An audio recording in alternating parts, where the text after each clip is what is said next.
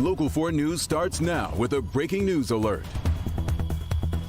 That breaking news comes from Detroit's east side, where one person is dead after a shootout. Thanks for being with us. I'm Kimberly Gill. And I'm Karen Drew in for Devin Skillion tonight. 2 others are in the hospital right now. This is happening near East Outer Drive and I-94. Our Tim Pamplin is on the scene with the night cam. Tim. The shootout occurring on Outer Drive at Chandler Park, in a very busy part of town.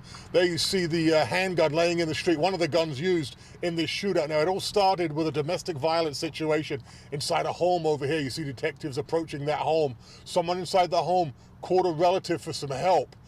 Relatives showed up. That's when the gunfire started. 3 people struck, 3 men, I'm being told. 1 fatally inside that home. The other 2 were laying out in the street here when police officers arrived on the scene. They've gone up to the hospital. But a dangerous afternoon here along the east side of Outer Drive and Chandler Park as a domestic violence situation turns deadly. That's the scene on the east side with the night cam. Tim Pamplin, Local 4.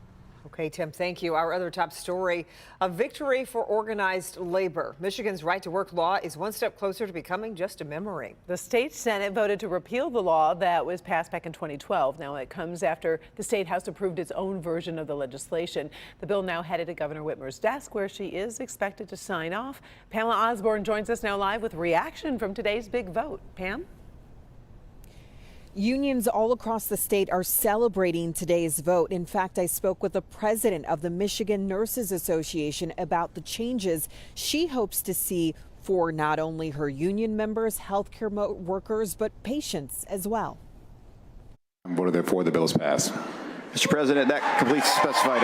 With Tuesday's vote, Michigan is one step closer to becoming the first state to repeal a right-to-work law in decades. It was exciting and emotional at the same time because I was there 10 years ago, so I got a little teary-eyed after it finally passed. Jamie Brown, a critical care nurse and president of the Michigan Nurses Association, was one of many union workers rallying at the state capitol. Yes! Yes! She says when the union requirement went away, so did the nurses.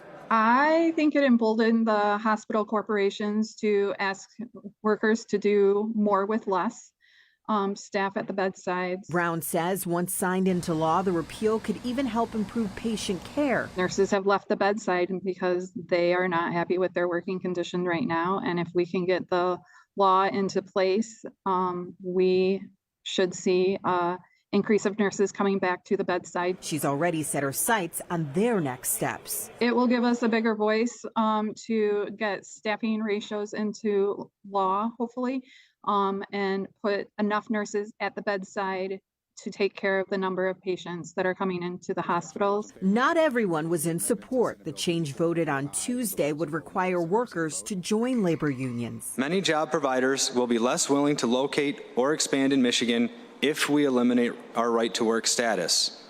They will simply cross us off the list of consideration. And those were some of the arguments against that repeal to right to work. The AFL-CIO is the state's largest labor union, representing more than 1 million workers across 40 different labor organizations. Their president, Ron Bieber, releasing a statement tonight that reads in part, today's victory belongs to the hundreds of thousands of Michigan workers, labor leaders, and organizers who have fought tirelessly against relentless attacks from Betsy DeVos and corporate interests on working people and their freedom to negotiate for better wages, benefits, and safety standard. Now, there is one burning question here, and that is, when does all of this go into effect? Will it be immediately when the governor signs this bill, or at some point next year? We're still waiting to find out. Reporting live tonight, I'm Pamela Osborne, Local 4. As you said, a major victory for labor leaders. All right. Thank you, Pam. In Wyandotte tonight, parents took their concerns about a cell phone tower built near Washington Elementary to members of the school board. Victor Williams was at tonight's standing room only meeting, and Victor joins us with the latest. Good evening. Yes, good evening, Karen. Lots of tears and lots of fears coming out during tonight's meeting about a very controversial situation.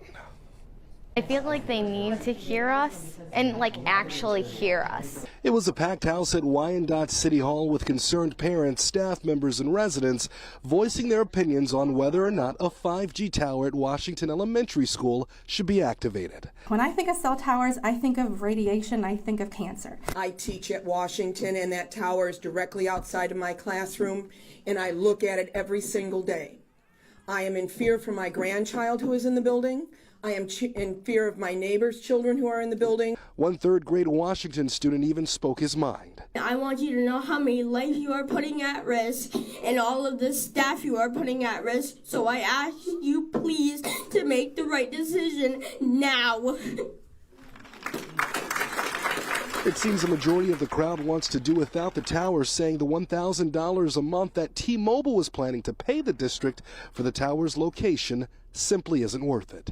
Students will be pulled from our schools, which in turn will cause us to lose funding.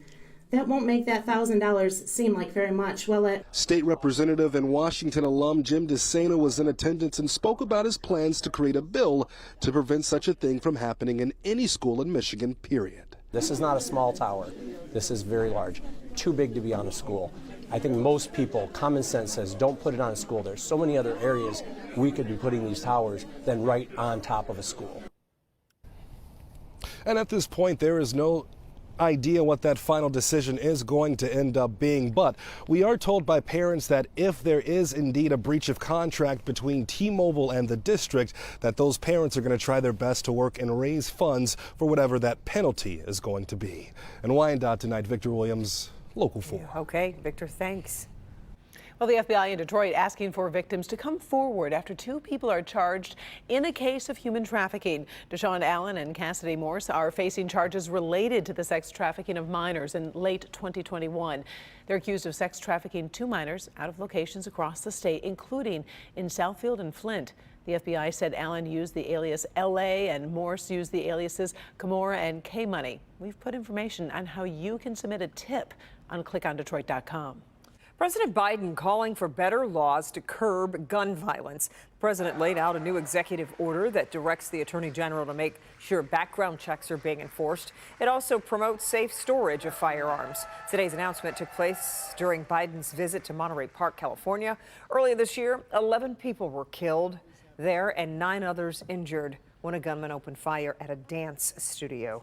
Meanwhile, here at home, former Congresswoman Gabby Giffords will join state lawmakers tomorrow for a gun safety rally in Lansing. The visit comes a month after the deadly mass shooting at Michigan State University that killed 3 students and left 5 others injured. Oakland County Executive Dave Coulter holding his State of the County address tonight, emphasizing the values of community, respect, and inclusion.